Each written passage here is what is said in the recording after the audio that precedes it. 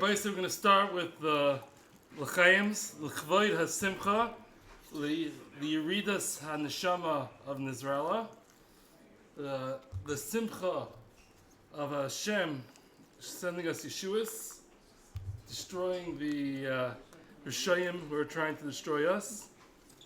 And whoever tries to give a bracha to Klal Yisrael will be benched, and whoever tries to give a curse to Klal Yisrael shall be cursed. Chaver, come.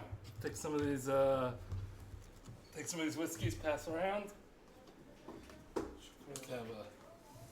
I'll have some l'chaims, and like that we'll start. You can have the whole thing. So drink as much as you want. Okay, l'chaim, guys. Give it to Shopsy. Let him fill up. L'chaim Amitzshem Hashem should continue sending Klal Yisrael Yeshuas and keep on destroying our enemies. L'chaim. Baruch atah Adonai Eloheinu melech haolam shehakol neh b'dvaro.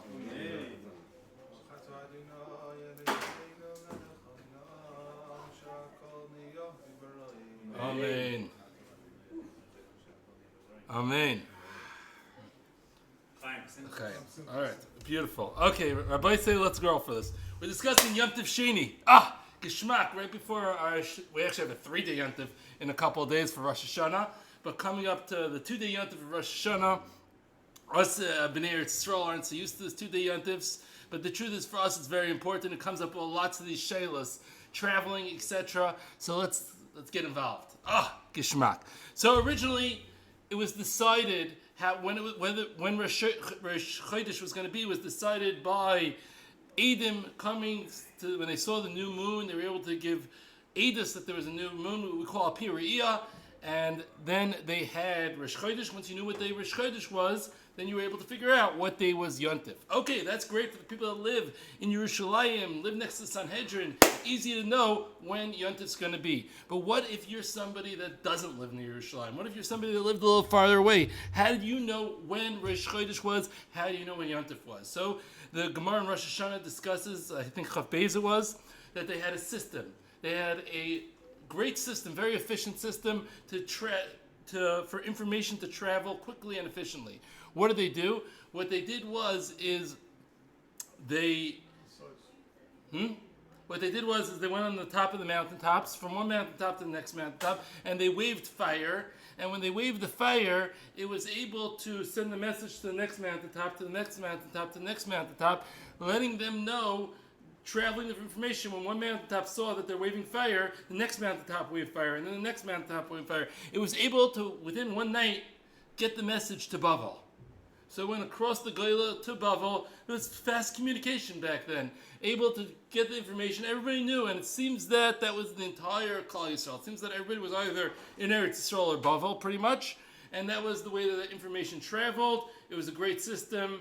No need for 2 days Yontif, except Rosh Hashanah, because you couldn't do the system on Rosh Hashanah. We'll discuss that a little later. But outside of Rosh Hashanah, no need for a 2-day Yontif. Great. Valdik. Okay. Now came along the Kusim, and the Kusim, they sabotaged the system.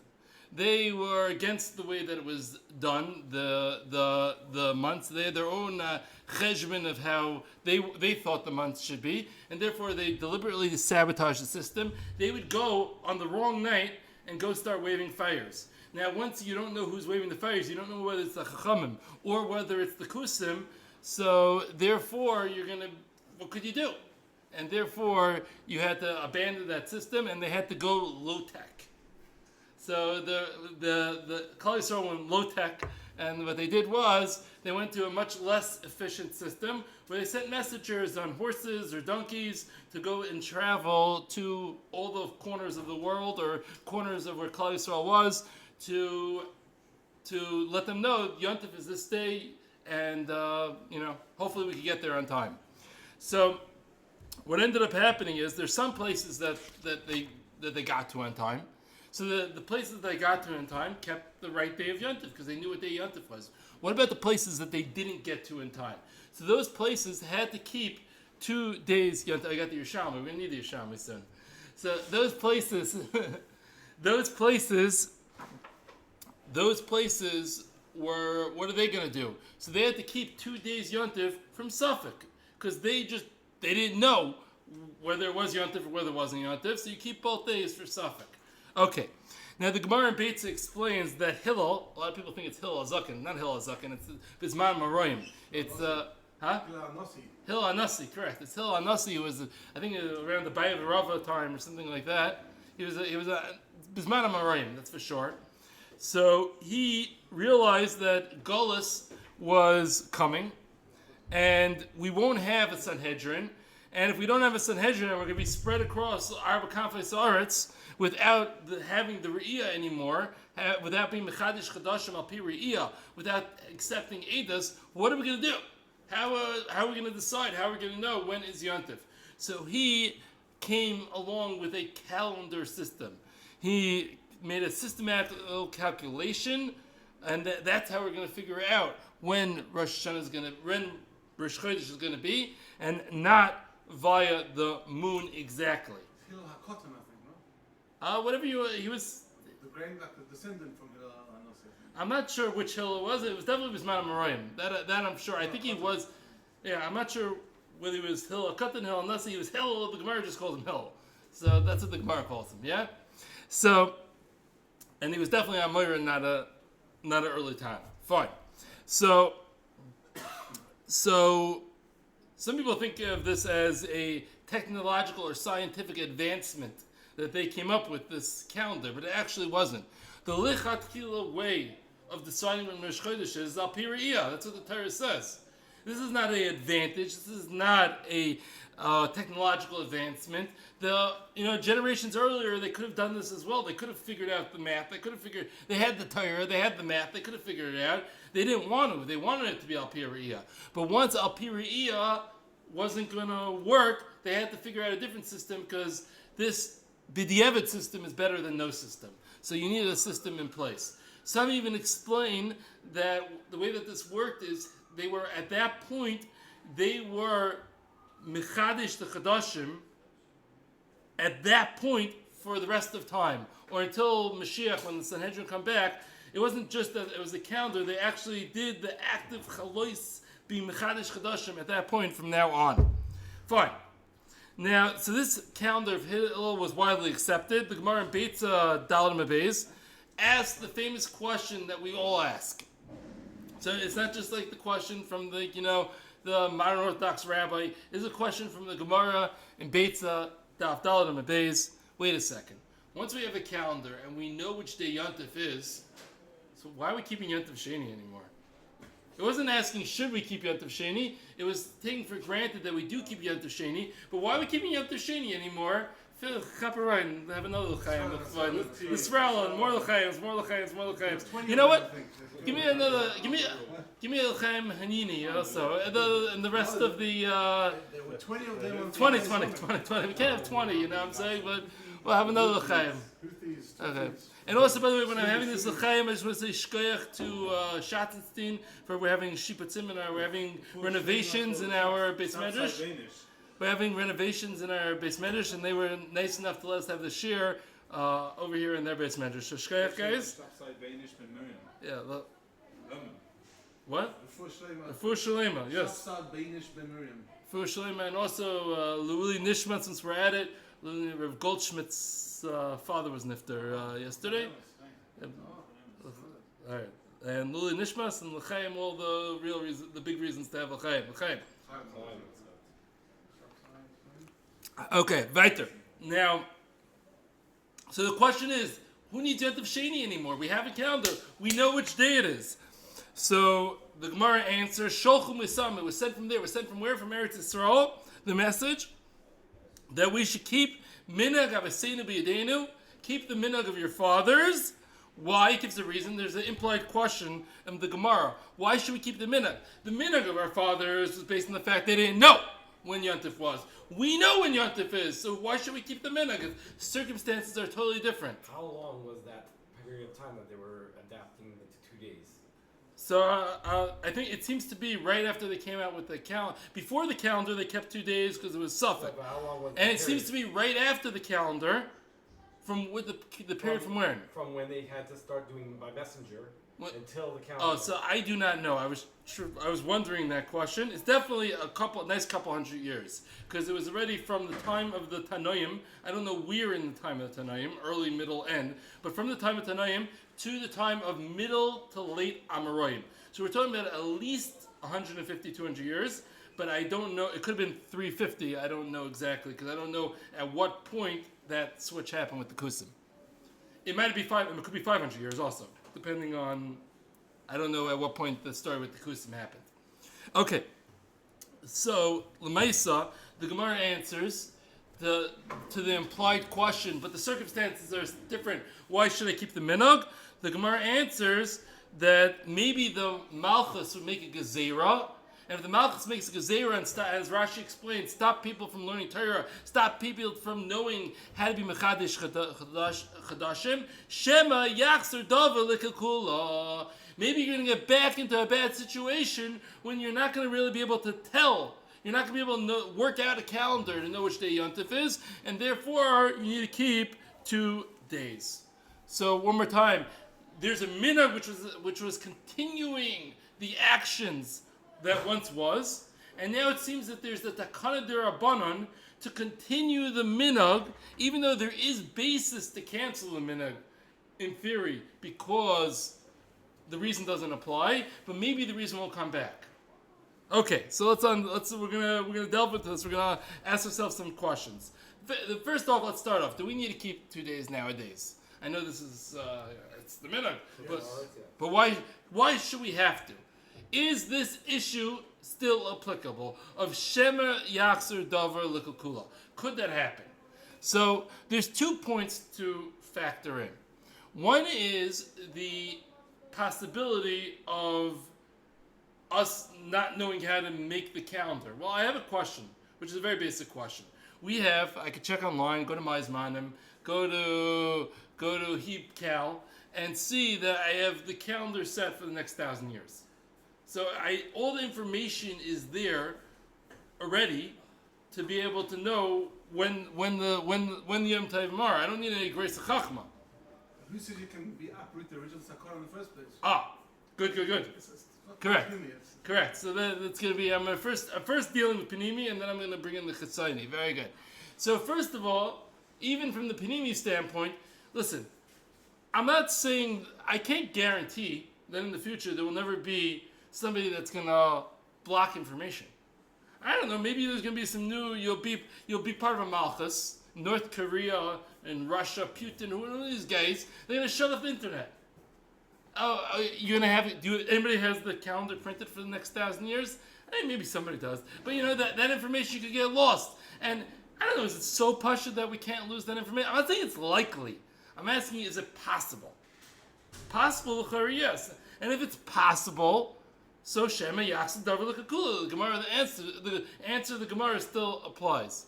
And even if you want to tell me, listen, let's face it, come on, who are you kidding? It's not really possible. That information is, if we see that's happening, somebody's going to print out the 1,000-year calendar and distribute it, and all the Rabbanim are going to have 1,000-year calendars, and we're not losing that information. Well, still, there's a concept when you have a takana derabanan, a gezeira derabanan, to uproot a gezeira, to uproot a takana, you need a bezdin that's gadol mimenu b'minyan u'b'chachma. You need a bezdin that's greater to uproot it, and we don't have a bezdin that's greater to uproot it, and therefore, l'maisa, we have to keep 2 days, and therefore the minhag of keeping 2 days definitely still exists. Okay. It seems to be a machlokes rishonim if we treat this as a Vadei Yontif or a Safek Yontif. Now, it's famous, the Rav Chaim Brisker, who says that we treat it as a Vadei, we Vadei treat it as a Safek Yontif. Meaning we have to Vadei treat it when it comes into, as a Safek. We know it's Vadei there, but the Anhagas are Anhagas of a Safek. And that's actually the minhag. Meaning we know what the date is. There's no suffix what the date is, but we still keep both days. We keep it as if it's a suffix. Meaning, he would hold you would be able to do like svek svekas because it has a din suffix. But we vade know it. So it's a it's a lumdish compromise between the Rishonim seemingly. I mean, it's shot in the Rambam really, but okay, fine. Now someone asked the Trumas Hadeshin, come on, you're making all these brachas on second day Yontif, you're davening on second day Yontif. We know the truth now. Yeah, back in the time of the Mishnah, we didn't know. We know the truth. We know the real deal. It's nechsek sheker to say that it's Yontif. He said, no, you got it all wrong. It's Vada Yontif. Post Takana de Rabbanan, the Rabbanan were Mesakin, it's Vada Yontif. And if you have a problem with that, you make brachas saying it's Hanukkah, you have brachas saying it's Purim, why is that any different? There's a Yontif de Rabbanan. There's also Yontif de Rabbanan. There's no problem of a bracha being instituted on a Yontif de Rabbanan.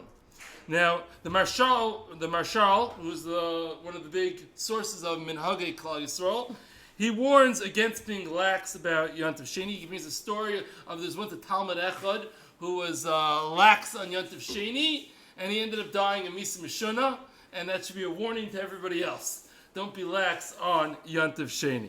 Okay, now the Ksav Sefer points out something which is fascinating. Bisman Sanhedrin, they would actually wear tefillin on both days of, let's say, Shavuos. Let's keep it simple. I don't want to get involved in Minhag Ashkenaz, Minhag Sfarad. Shavuos. I don't want to be talking about Chal Moed. Shavuos. They would wear tefillin both days of Shavuos. What do you mean? There's a chiyuv d'oraisa to wear. There's a chiyuv d'oraisa to wear tefillin. Maybe today's chol.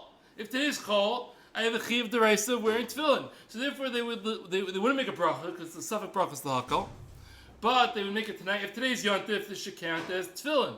If today's not yontif, then this should count as just a levush. I'm wearing some nice straps. I'm wearing a belt on my arm. If anybody remembers, once upon a time I gave shiurim on the international dateline. There's some that advise that this is what you should do both days when you're in, let's say, Hawaii on Friday and Shabbos. You should wear tefillin both days like this, because maybe each day, maybe it's chol, and therefore that is one of the mahalchim. Okay, so that's actually what they do. But nowadays we don't wear tefillin on Shavuos. Why not? What exactly changed? So at some point it changed from guarding it as a suffix to treating it Yomtov Vadai. Once we treat it Yomtov Vadai Derabanan, then we're not going to wear tefillin because it's no longer a suffix. It's Vadai Yomtov Derabanan. And once it's Vadai Yomtov, whether this works with the Reb Chaim or doesn't work with the Reb Chaim, I'll let the Lamdanim decide. But it's treated like Vadai Yomtov Derabanan. Okay. Now, when did this change? So I think it probably changed when they came out with the calendar. When they came out with the calendar and we knew which day it was, that's when it switched from being a suffix to a vade. Alright, so it seems that they made this vade yontif derabanan, even though they had all the necessary data to know, based on the calendar, which day yontif really was. So it seems that at this point they felt that it was necessary to not wear tefillin and to treat it as a vade. One of the possibilities, I'm not saying that I know this mukhrach, but in Sfar you could hear, once people knew already that it wasn't Vada Yontif, if you start wearing tefillin, there'll be mezalzel in the Yontif. It's not a real Yontif today. Chazal didn't want you to wear tefillin because they didn't want people to be mezalzel in Yontif. But you see the chamiris of Yomtov Sheni, that they would uproot a mitzvah deraisa wearing tefillin in order to make sure that you won't be mezalzel in the Yontif. Now the Hasidic Sfarim, they explain that there's actually a basis for this concept of 2 days Yontif in Chutz La'aretz. If you want to get to the level of Kedusha that you get to in Eretz Yisrael, and Eretz Yisrael takes 1 day to get to that level, the Heichadik level of Kedusha. But in Chutz La'aretz, it takes 2 days to get to Yontif to get to the Kedusha. Fine. When Sanhedrin will return, then we'll go back to the Kiddush HaChodesh system. The Chassam Sofer explains that Bisman Mashiach, Eretz Yisrael is going to expand. Eretz Yisrael, Eretz Tzvi, right? So Bisman Mashiach, Eretz Yisrael is going to be huge. And when Eretz Yisrael is going to be huge, the messengers can't get to all corners of Eretz Yisrael in a couple of days. And therefore, the Chassam Sofer says they're actually going to be keeping 2 days in certain places in Eretz Yisrael. Rav Yashiv says, whoa, hold up a second. L'maisa, they're going to still have, they're going to have phones. No, the phones aren't going. Rav Yashiv says, you think he's Shalmi, maybe he's going to say no more phone. No, He was talking about with the cord, by the way, that type of phone. So Rav Elyashiv said there's going to be phones, and therefore there will be no need to institute 2 days in Eretz Yisrael. And in fact, even in Chutz La'aretz there won't be 2 days, because once it goes back to the original system of Al Pi Re'iyah, so that the Sanhedrin will l'chayra be mevatel the minhag, because the whole siba of 2 days won't be there, and l'chayra Sanhedrin will be mevatel. Not by itself, but l'chayra, that's how it's going to work. Okay, now by the way, it sounds like there's just a difference in mitzias between Rav Elyashiv and the Chassam Sofer. If the Chassam Sofer knew about phones, he would also say that. However, it's not so pashut, because I think in Bizman Chassam Sofer they had trains. And if they had trains, Bizman Chassam Sofer, why didn't Chassam Sofer say there's going to be trains, so it's not a problem? It seems that the Chassam Sofer, I don't know the exact whatever, and they're still working with LP trains, LP horse? I don't know. Huh? Trains break down. Trains break down, so you can't rely on the train to let everybody know about Yomtov. Maybe. Okay. So, fine. I would say a non-mocher raya, but it could be that the torch system is a raya for Rav Elyashiv. Because you see, when they have a valid system, they don't need 2 days. So, if the torch system would work for 1 day, why won't trains work? There's a thought of mine, but it's not mocher. Okay. The Ran asked an interesting question. Nowadays, that has nothing to do with Kiddush HaChodesh. So, Gezeres HaMalchus could apply in Eretz Yisrael as well. I mean, if the whole reason that you're keeping 2 days is that you're concerned information will be lost and who knows, so keep 2 days in Eretz Yisrael as well. So the Ran answers is a difference. The concern of Shemer Yachzor Davar L'Kula, the concern of the Gezeres HaMalchus, isn't enough to make us require 2 days. It's not enough to make us require 2 days. However, it is enough to not knock away a Gezerah. Meaning, it's enough of a reason, if we have a takana that's already in place, the chashash of maybe Shemer Yachzor Davar L'Kula is enough that we can't take away a takana. But it's not enough of a chashash to institute a takana. And that's why in Eretz Yisrael, even if there is a theoretical, far-fetched chashash of Gezeres HaMalchus, that's not enough to institute, because there was never a minhag in Eretz Yisrael. In Chutz La'aretz there was a minhag. In Eretz Yisrael, there was never a minhag. Fine, the Ritva asked, why is it based on Eretz Yisrael and not Eretz Yisrael? The Chayr should be based on where the messengers got to. That's 1 day. Where the messengers didn't get to, that's 2 days. What, they got exactly to the border of Eretz Yisrael? Unlikely, especially, Eretz Yisrael is not one circle. It's a what's pshat. So the Ritva answers that we go al pi Roiv. Roiv Eretz Yisrael they're able to reach, and therefore Roiv Eretz Yisrael is 1 day. Even though if there was a place in Eretz Yisrael that they couldn't reach, Bisman, they were doing it al pi Eidim, that place had to keep 2 days because they just didn't know. But nowadays that it's based on Takana and Minhag, then we follow Roiv. Roiv Eretz Yisrael is 1 day, whole Eretz Yisrael is 1 day. Roiv Chutz La'aretz is 2 days, the entire Chutz La'aretz is 2 days. The Rambam, however, says no. The Rambam says it's based on wherever they got to. Wherever they got to, they would keep, if the Eidim would get to that place, it's 1 day. If the Eidim wouldn't get to that place, then they're going to keep 2 days. So the Rambam, it would seem, that in lots of areas, Lebanon, Syria, Jordan, these would all be 1 day. And which I thought was pretty amazing. And I was thinking, wait a second. The Rambam himself writes that we in Chutz La'aretz keep 2 days. But wait a second. To get to, where was Egypt? To get to Egypt, I opened my Google Maps on my kosher phone. And I checked out how long does it take to get to Cairo. So it takes 7 days to get to Cairo. How long does it get to Alexandria? 8 days. 8 days walking. 8 days walking to Alexandria, 7 days walking to Cairo. Now, if they used to go by horse or by donkey, you get there in 2 days, a day, whatever. What's the problem? You can for sure get to those places. So what's pshat that the Rambam says? Us and Chutz La'aretz keep 2 days. So then I have 2 answers. The first answer is, nowadays we have good roads. I don't know back in the day if we had such good roads. So I don't know how pashut it is that they would be able to do 1 day. Secondly, I I was also thinking, I realized that I think the Rambam wrote Mishnah Torah when he was still living in Morocco or in Spain.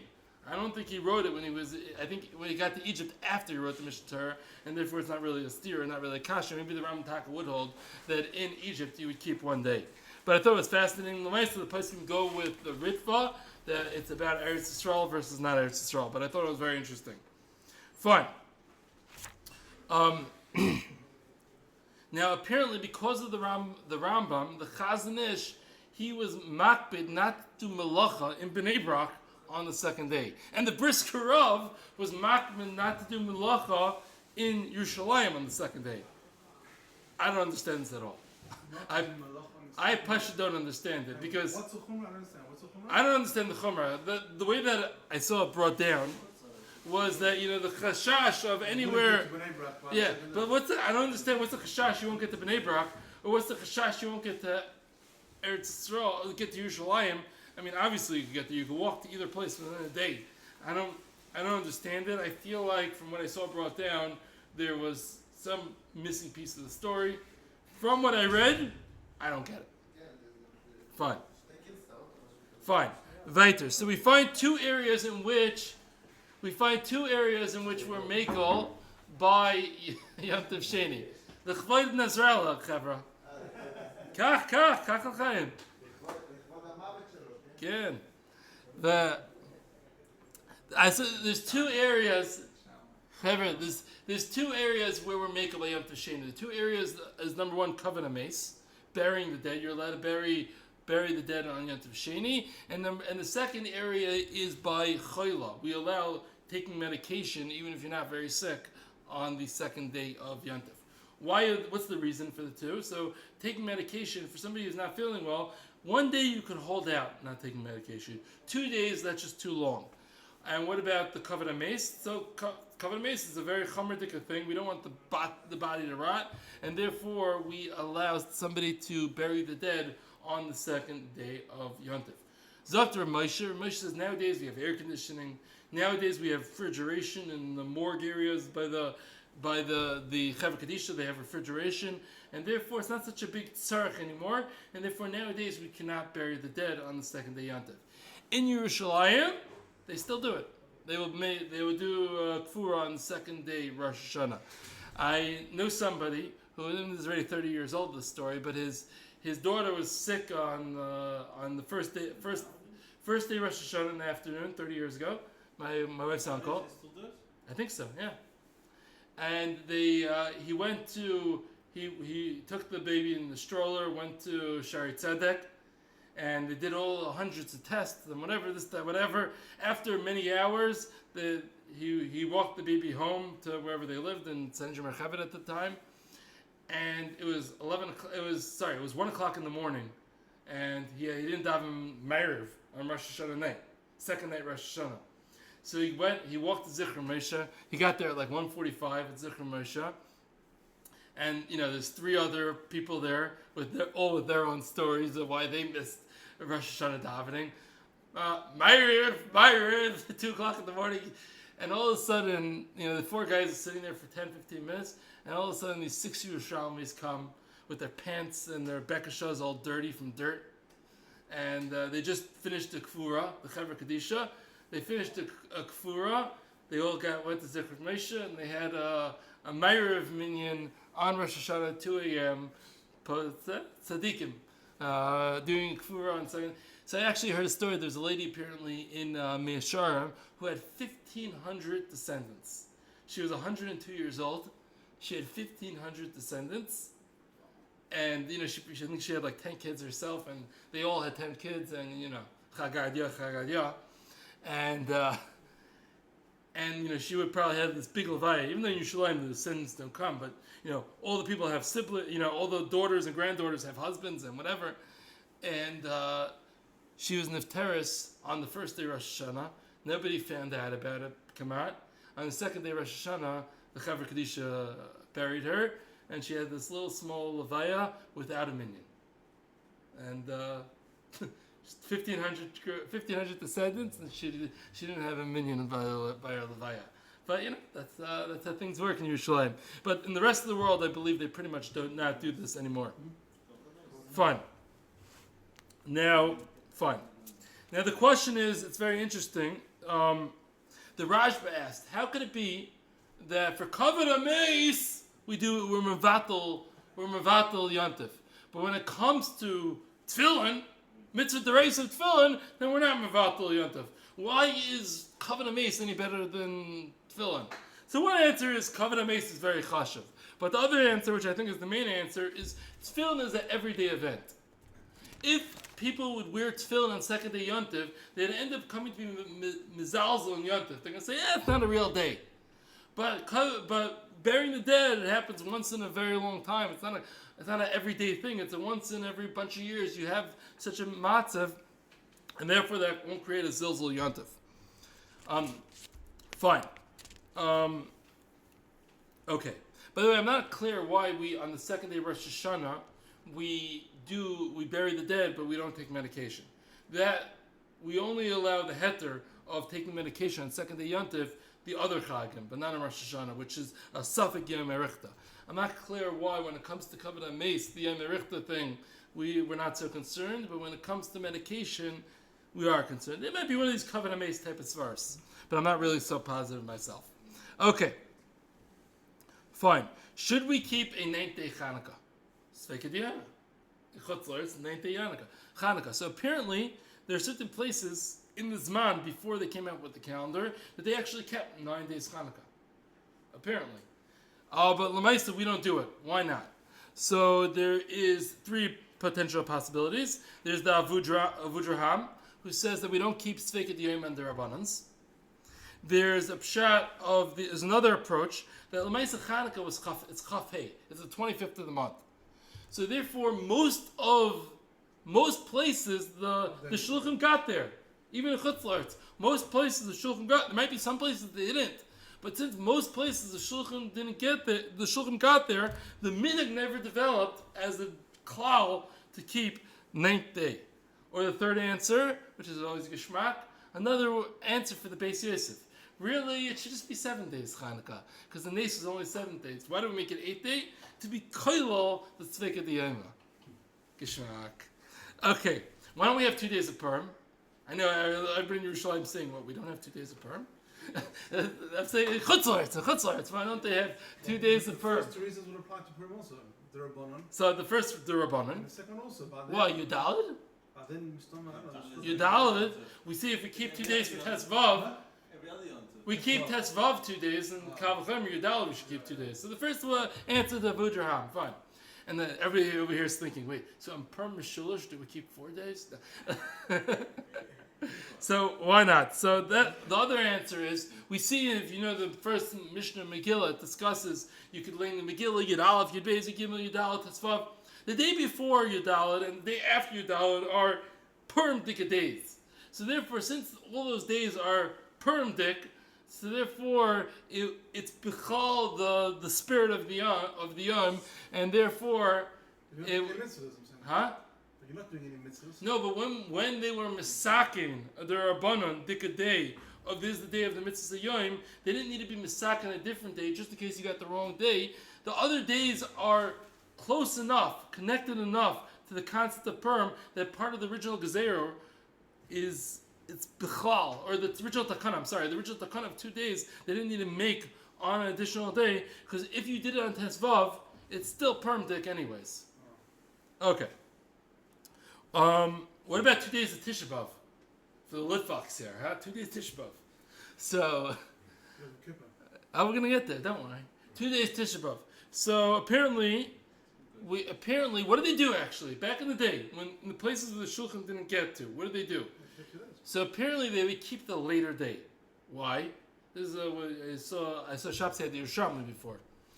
Lefi the Yerushalmi, you should be fasting on Yud of. So they would fast when it was a suffix. They would fast on the later day. So it's either today, it's either Test or Yud. So it's a Machlekes Bavli Yerushalmi. They're going to fast that day, and whichever day is the MS, that's who they work according to, because to fast 2 days is a sakana. So they back in the day fasted the later day, and it was whichever day it was, and therefore there's never a minhag in place of keeping both days Tisha B'av. However, the Shachas Aryeh says something very fascinating. He says that Bisman, the second Beis Hamikdash, and we know, why don't we say Tachton on Tisha B'av? It's a Moed. We call it a Moed. In the second Beis Hamikdash, time of the second Beis Hamikdash, it was a Moed. They kept it as a Yomtov. And therefore, in Chutz La'aretz, Bisman, second Beis Hamikdash, they kept 2 days Tisha B'av. 2 days Yomtov of Tisha B'av. As a Moed. Yom Kippur, what about Yom Kippur? We should really keep 2 days Yom Kippur. So we said we don't like to make people fast 2 days. It's because of nefesh. Okay, shkoyach, that's a very nice thing. But what did you do before then? Exactly. So it seems beforehand, whoever was capable of fasting 2 days, fasted 2 days. That's what you had to do. For the people that it was b'kok nefesh to fast 2 days, so they fasted the first day, and when it became b'kok nefesh, they would eat. But they really taka did. What about nowadays? Now, if there really was a minhag of keeping 2 days, maybe you should. So the Ramah actually goes and warns against fasting 2 days because it's going to bring to sakana, etc. I don't remember who it is, but the Mishnah Berurah quotes somebody. I wanted to check it up. I forgot.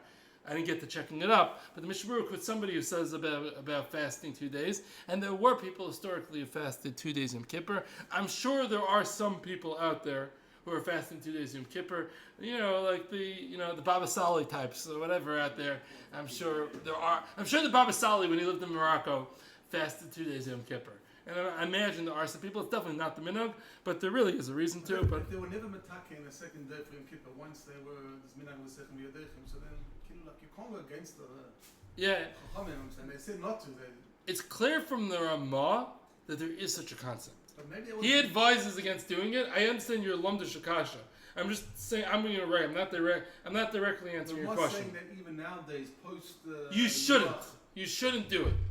It doesn't say like there's no inyan and it's the shtus. It's clear from him it's not a shtus. It's clear from him there is an inyan, but you shouldn't do it because it's sakana. So I hear your kasha. I'm just saying I'm bringing a raya that it's not the emes, but I'm not giving a teretz to your kasha. Okay. What about Tzviras Omer?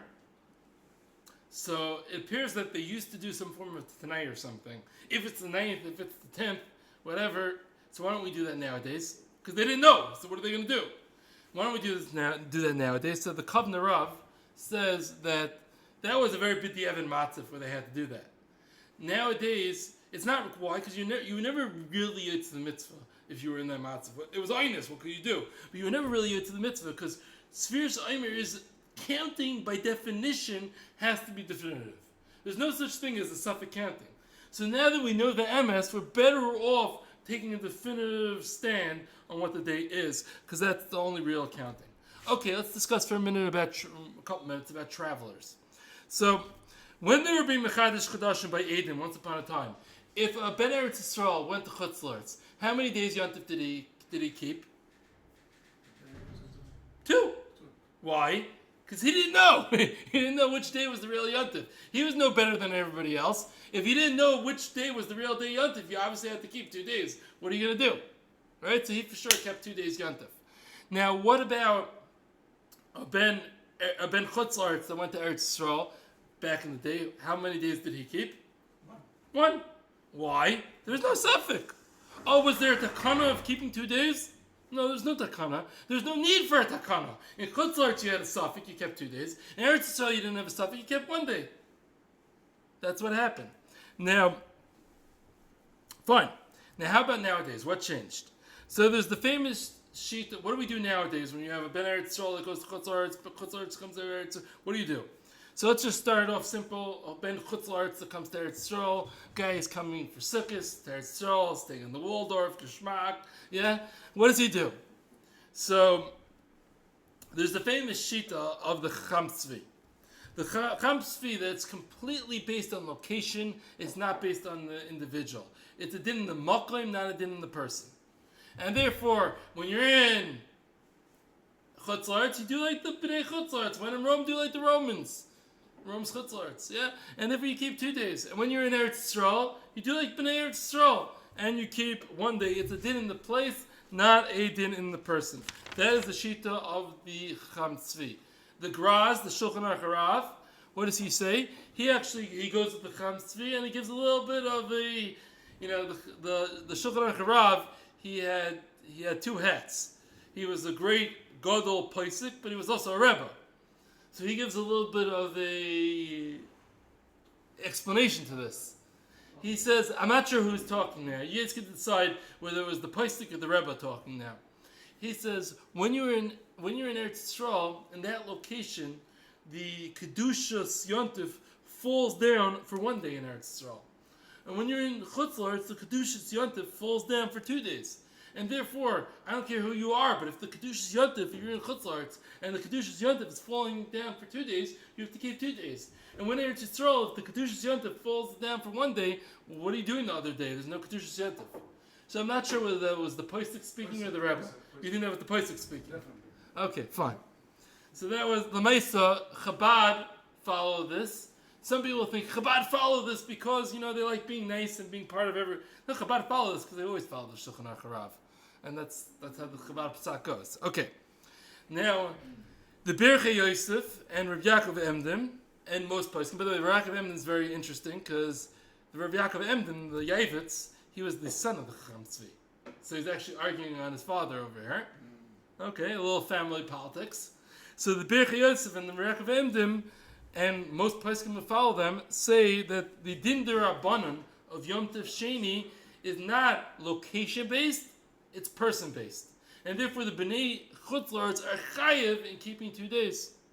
And the Bnei Eretz Yisrael are chayiv in keeping 1 day. And therefore, if a Ben Eretz Yisrael goes to Chutz La'aretz, 1 day. If a Ben Chutz La'aretz comes to Eretz Yisrael, 2 days. So what do we do? So Rav Shmuel Shlant, the old Rav of Yerushalayim, early 1900s, the original Yerushalmi, he says that since it's a machlokes, you need to be machmer both ways. And therefore, you daven and you do like it's 1 day. He goes like the Chacham Tzvi in terms of davening, etc. However, there's a complete Isser Melacha because we have to be choshesh for the shittas of the Birchei Yosef and Rabbi Yaakov Emden. And that's the Vara of Shmuel Salant. I don't think there's anybody who follows the minhag. Is there a week of 1.5 days? So that's 1.5 days. I have to explain. So this is 1.5 days, which there's actually a lighter version of this as well, which says you can't do any malacha deraisa, but you could do malacha derabanan. But correct, this is what we call 1.5 days. Now, who pastors like this? So it will be Yerushalmi Psak, but Yerushalmi Psak doesn't really. There's no Yerushalmi minhag about Bnei Chutz La'aretz coming to Eretz Yisrael. You're not Yerushalmi. And then there's Rav Yashaber Soloveitchik. He went with this Psak. So the uniting of YU and the Yerushalmis on this Psak of 1.5 days, as they call it. Now, Rav Sternberg goes this way? Yeah? Okay. L'maisa, the Mishnah Brura, Rav Moshe Feinstein, Rav Elyashiv, Rav Shlomo Zalman, the Chazanish, the Minchas Yitzchak, Rav Tzvi Pesach Frank, the Chibina Rav, and the Chassam Sefer, all paskin that you keep 2 days, like the Birchei Yosef and Rabbi Yaakov Emden. So that's the overwhelming, when you have Rav Moshe, Rav Shlomo Zalman, Rav Elyashiv, the Chassam Sefer, the Chazanish, it's on the Gavra. A Bnei Chutz La'aretz has to keep 2 days. And that is clearly the psak if you are not a Talmud of Yosheber, and if you are not Chabad. So that seems to clearly be the psak. Okay. Reb Shlomo Zalman, though, has an interesting, famous heter. He says that if somebody, he owns an apartment, and he's here for Sholosh, he's in Eretz Yisrael for Sholosh Regolim, then he keeps 1 day. Why? What's pshat? So it's a tzirif between the Rabbi Yaakov Emden, the Chacham Tzvi, and he says the takana of keeping 2 days isn't chal upon you. Since you're never in Chutz La'aretz for the Shalosh Regalim, therefore the takana never chapped you and never grabbed you. Because for Yomtov, you're in Eretz Yisrael, and therefore you keep 1 day. Now it happens to be Rav Elyashiv to argue on this. And if you think about it, it's a very mechadish var. Like, what's the pshat? Are you Eretz Yisrael? But let's face it. Let's call a spade a spade. you are a Ben Chutzlaritz who happens to come for 3 days, three Shalosh Regalim. I mean, even if you come for all Shalosh Regalim, right? Sukkot, Pesach, and the summer? Sorry, that doesn't count, right? Shavuos. And Shlomo Zalman actually says that if you don't come for Shavuos, it doesn't get. Now, it used to be nobody came for Shavuos. Recently, people started coming for Shavuos, so now there's a little bit more. It used to be people came, even the people that had places and came all the time, they came Sukkot, Pesach, summer. But now some people are starting to come for Shavuos as well. So, whatever, Seder, maybe there's some more people like this. But Rav Shlomo Zalman says explicitly, you don't come for Shavuos, it doesn't count. Rav Shlomo Zalman also later clarified that owning an apartment is not a requirement. That was just like an example that he wrote. But the real thing is the Shalosh Regalim, that's Iker. The apartment was the example. Now some people take the tuffle and grab it. You own an apartment, when do you come? Once every 3 years for Sukkot. You own an apartment? One day. There's very little basis for that. I don't know. I looked around. I couldn't find... I saw people quoting online that people say, but nobody actually... I didn't see it tied to any name, except I saw it tied to Rav Shlomo Zalman, but he clearly didn't say it. So it's arcane. Okay. So Lemaisa, their Roy Paiskim do not go with this Shalosh Regalim keep 1 day thing. However, if one wants to be Seimich on that, there is what to be Seimich on. Fine. Now, what about if a Ben Chutzlaritz is staying for an extended period of time? So obviously if somebody from Chutzlaritz moves to Eretz Yisrael, right? Even though he moved 3 days ago, and this is his first Yomtov. 1 day. He lives in Eretz Yisrael, that's easy. Now what if he's going to be for an extended period of time? So we say this concept that if he has Das L'Hachzer, that's what the Poskim say, if you're planning on going back, you have Das L'Hachzer, then you keep 2 days. That seems pretty clear. Now, L'Maisa, man plans, God laughs, right? So who knows the future? Now, this is not for the guy who comes for 3 months, who knows what the future is. But there's a lot of people out there who knows the future. Yeah, who knows what the future is.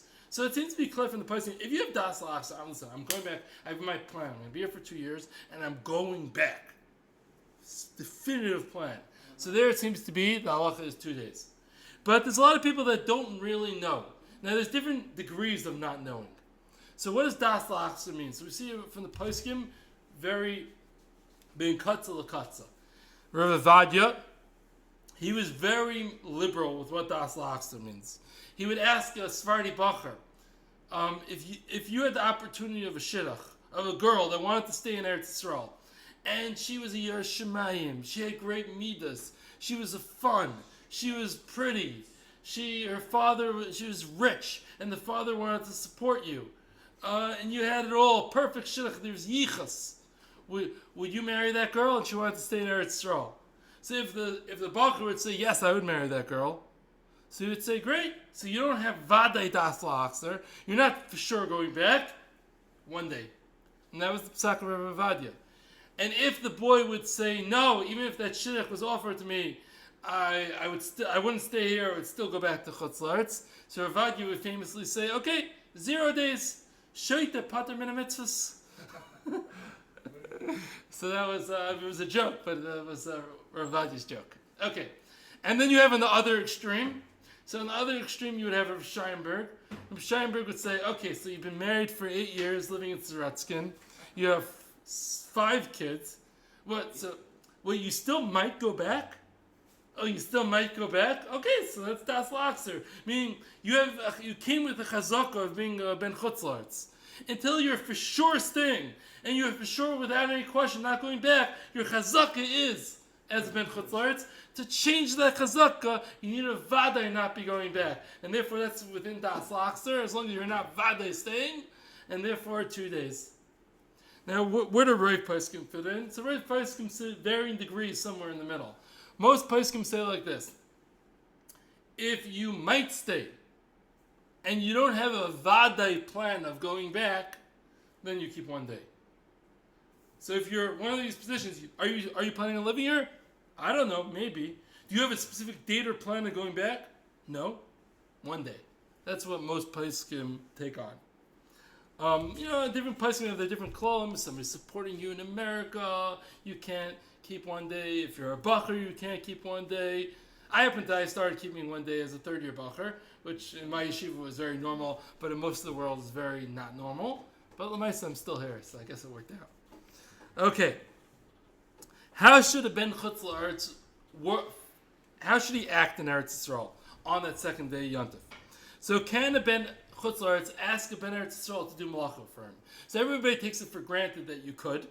Happens to be lots of poskim have a problem with this and say, just like there's a concept of mir la'akum, that you can't have a ben chutz la'aretz ask a ben Eretz Yisrael to do malacha for you. You can't ask a guy to do malacha, so you can't ask a ben Eretz Yisrael to do malacha for you either.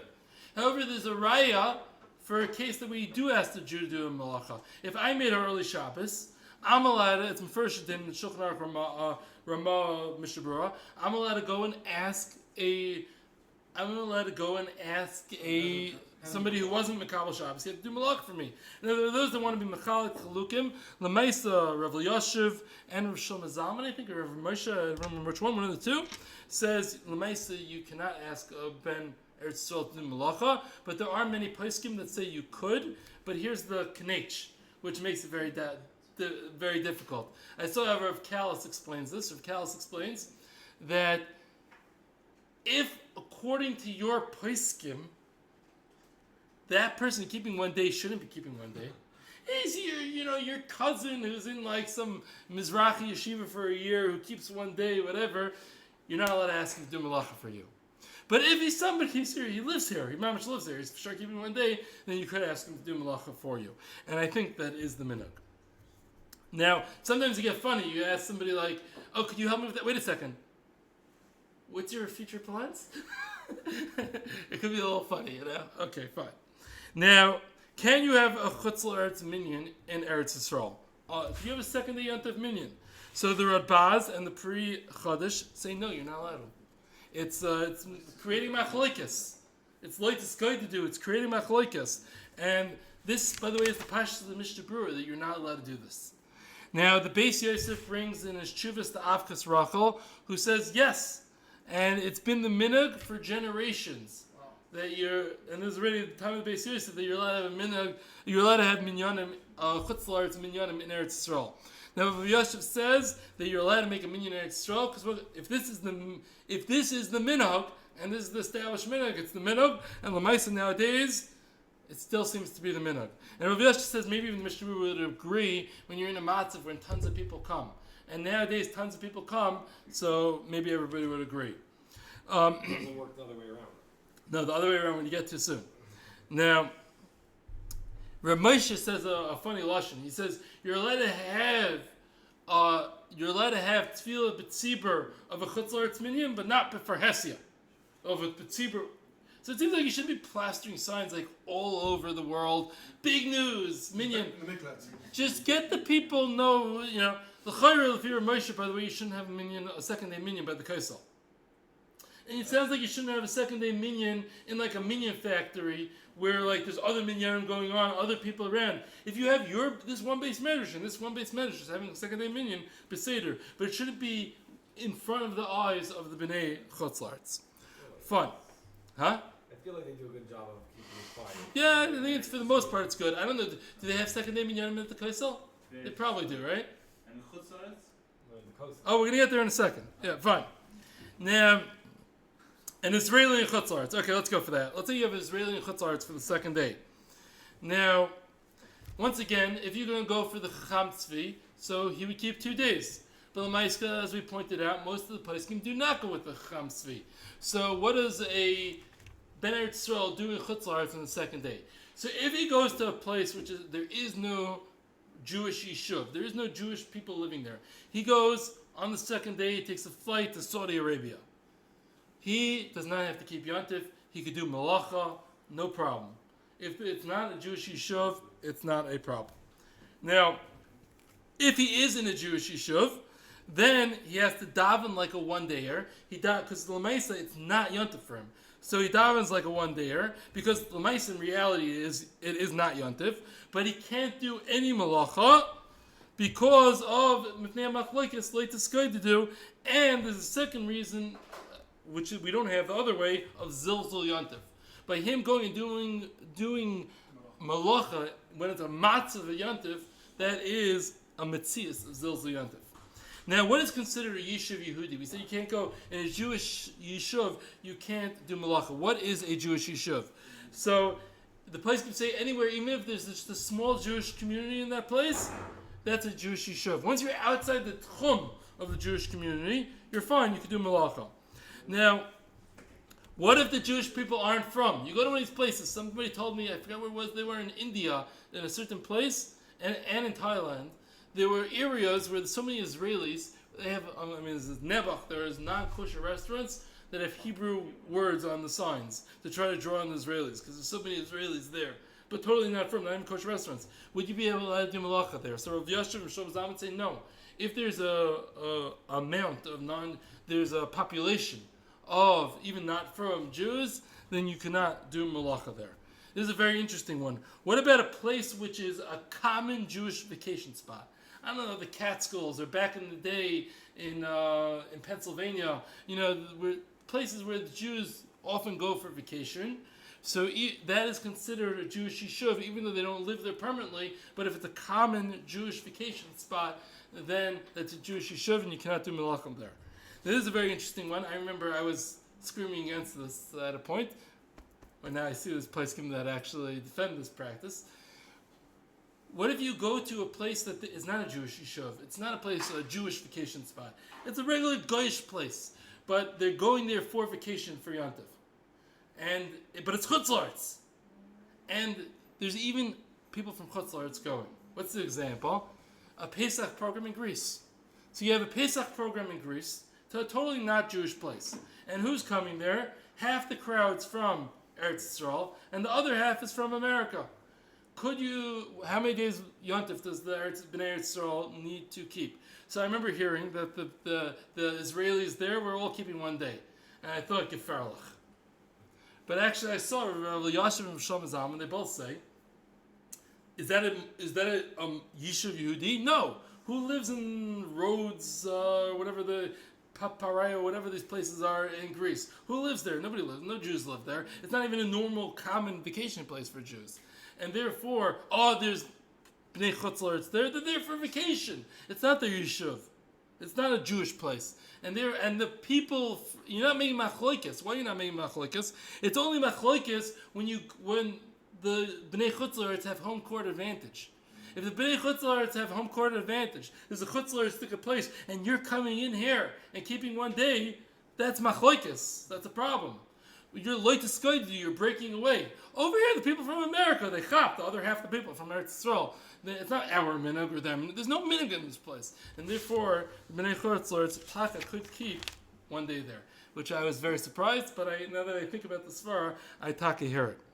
Fine. So as we said, in the Yishuv, the Israeli can't do malacha. He can't create a machlokes.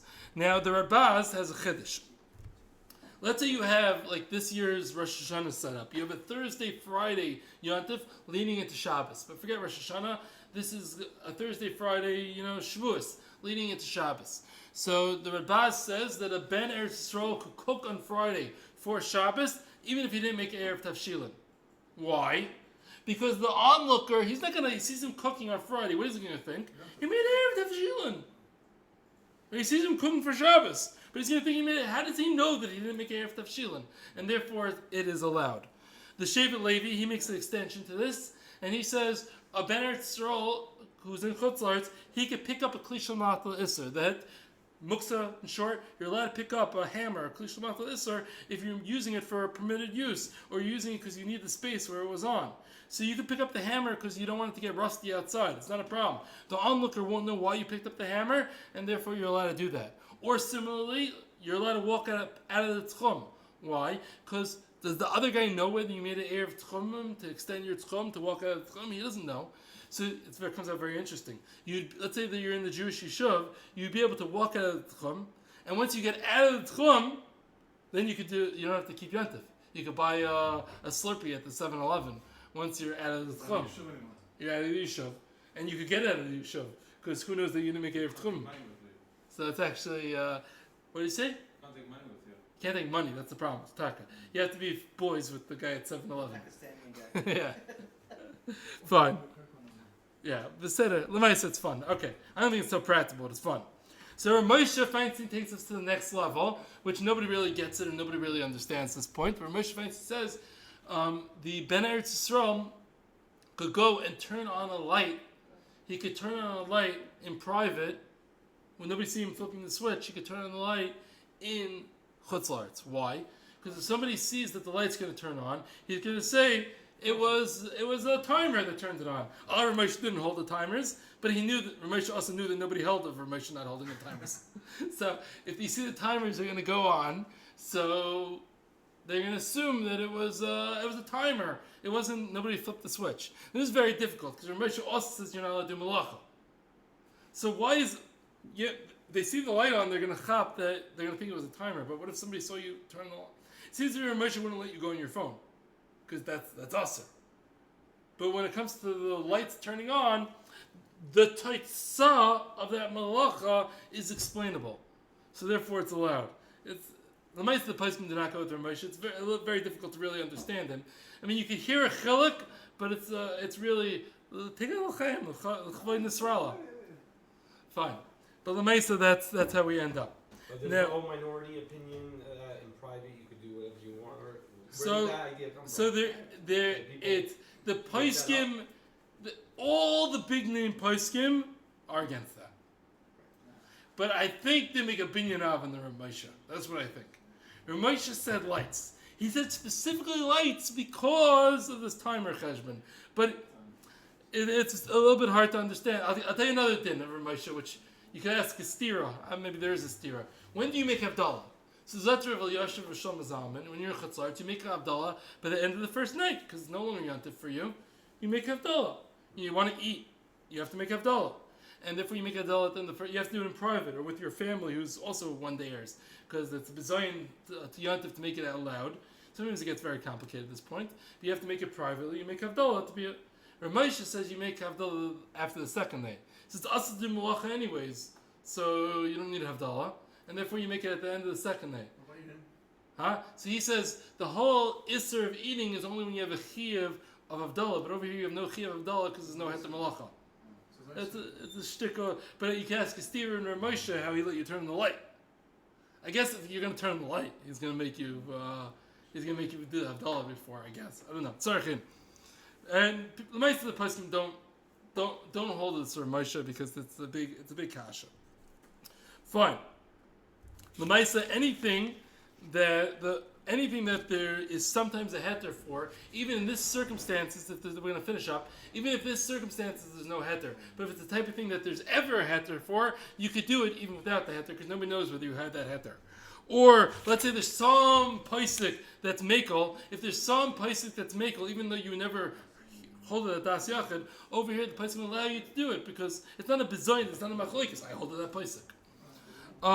Positive mitzvahs. So Moshe writes that you have to do all positive mitzvahs at a bracha. Your wife has to light candles for second day yontif, and you have to have a seder.